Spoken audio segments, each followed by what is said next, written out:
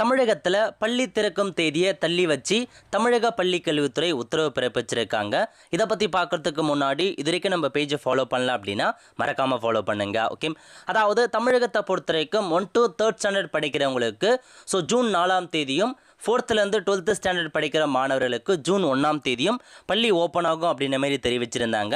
அந்த வகையில் இப்போதைக்கு பார்த்தீங்க அப்படின்னா தமிழகத்தில் கடும் வெப்பத்தின் காரணமாக பள்ளிகளை தள்ளி வைக்கணும் அப்படின்ற மாரி பொதுமக்களாக இருக்கட்டும், நிறையா ஆசிரியர்களாக இருக்கட்டும், கட்சி தலைவராக இருக்கட்டும் கோரிக்கையை வச்சுருந்தாங்க.